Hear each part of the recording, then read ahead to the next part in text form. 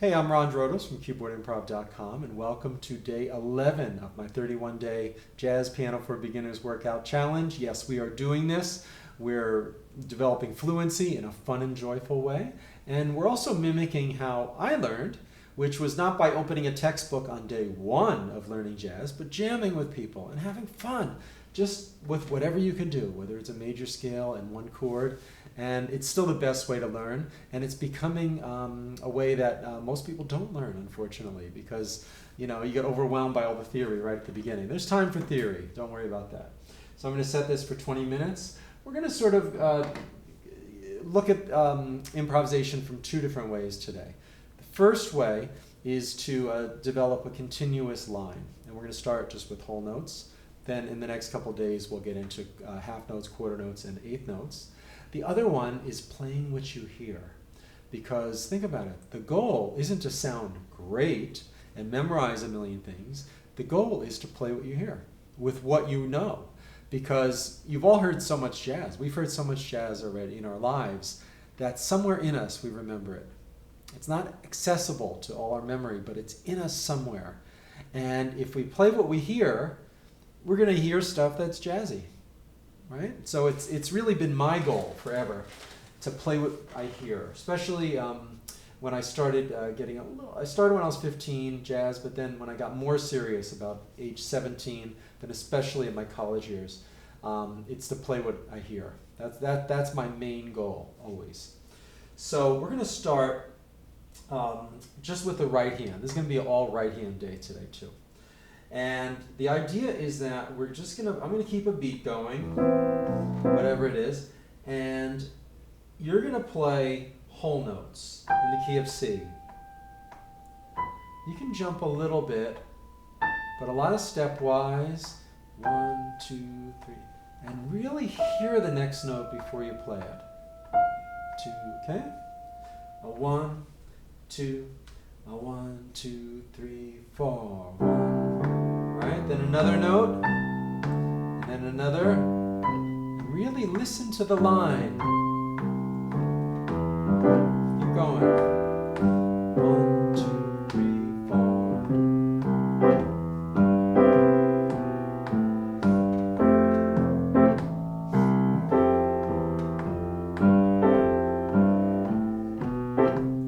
4. Warm up your ear.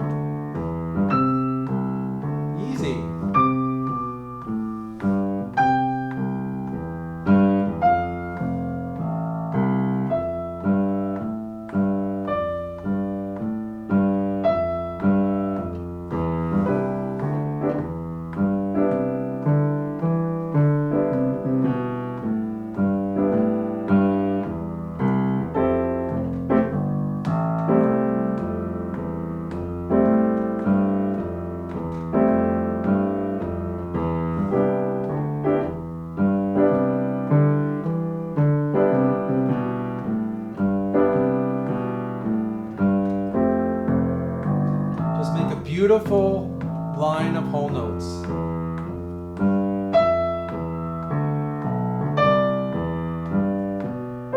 Right, and if a note doesn't quite go with the chord I'm playing, because I'm not really following a set chord progression, and I don't know what it's going to be, so you wouldn't either, don't worry about it. For this exercise, this is to develop a steady flow. Eventually it's going to be, but for now we just start with whole notes. I still practice like this when I'm learning a new tune sometimes. All right? So let's just try that again on a bossa rhythm. 1, 2, 1, 2, ready, go.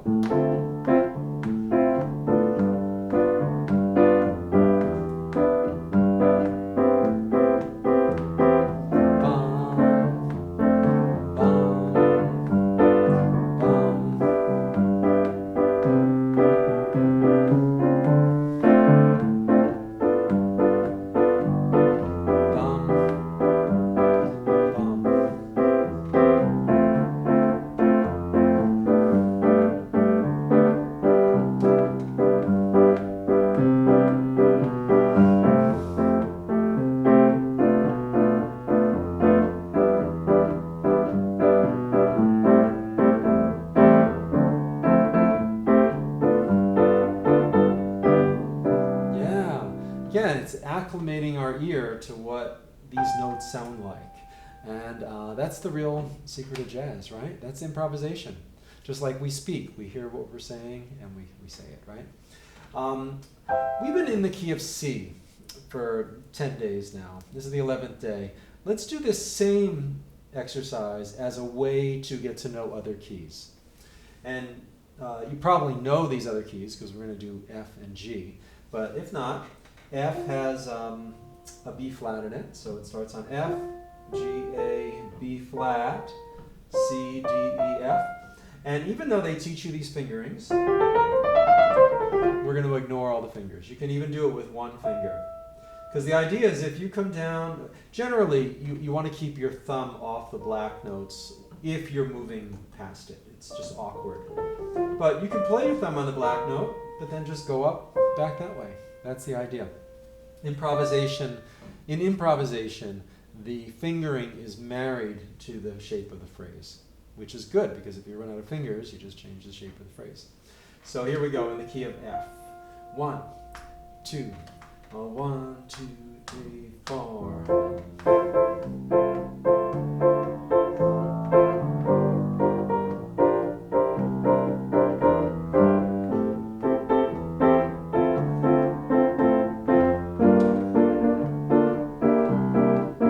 Just whole notes.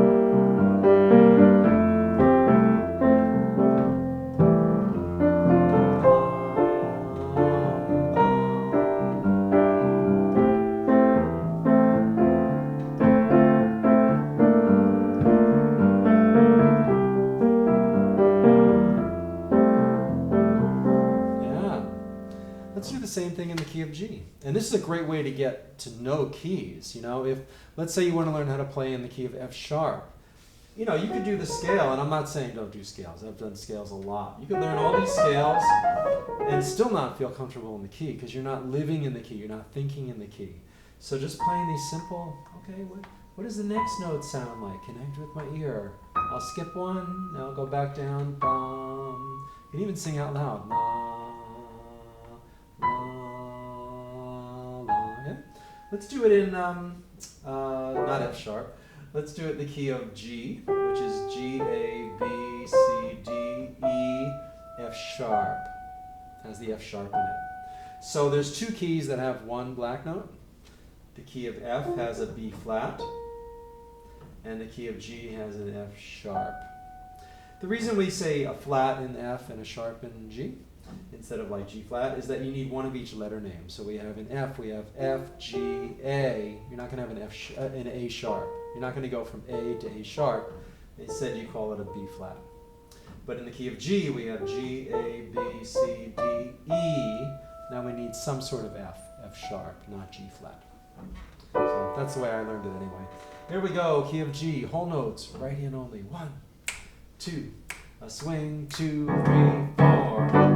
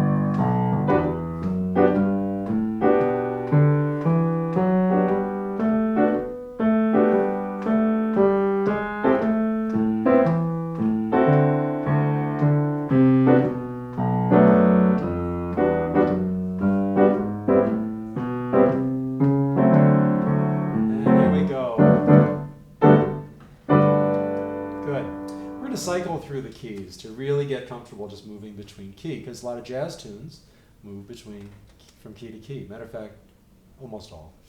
All right, let's go back to C. So now we're going to leave that aside. We're starting to develop a continuous line and hearing the notes. Now the goal is to improvise like we've been doing, but only play notes that you hear. Don't just go if you're not hearing it. You know, bum, bum, bum. Matter of fact, let's trade fours so you can hear what I do. And we're picking up jazz phrasing as we go along. By the way, thank you for all the comments everybody's leaving. This is great. We're getting into a dialogue. You can hear what other people say. You can hear the requests. If you want to see me play the left-hand bass lines, you can go to any of my Journey Through the Real Book videos. Going through the whole real book. At this time, I think I've done 165 of them out of the 400. And there's overhead shots of me playing, and you can see my left hand and everything. That's why I'm doing that. It's like you're looking over my shoulder. This series has a completely different goal because I'm intentionally trying to slow you down. Don't go too fast. Just absorb this, and you'll have such a deep foundation for playing jazz. I'm slowing you down and getting away from the theory temporarily. 31 days, it's only 10 hours and 20 minutes of playing if you think about it. So it's not the be-all, end-all in your further development, but it's getting you ready for all that in a great way. So the idea is in the key of C, right hand only. I'll go first, 4 measures, then you go, and we're just going to play what we hear. And we're going to simplify it so that we can hear what we play. 1, 2, I'll start. 1, 2, 3, 4.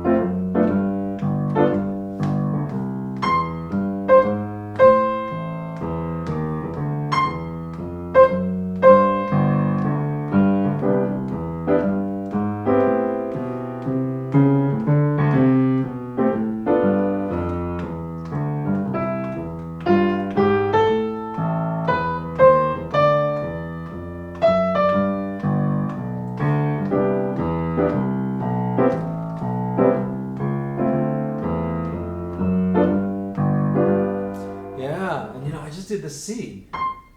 It sounds so good. I don't even do that enough, This is really the real thing. Let's go to the key of F.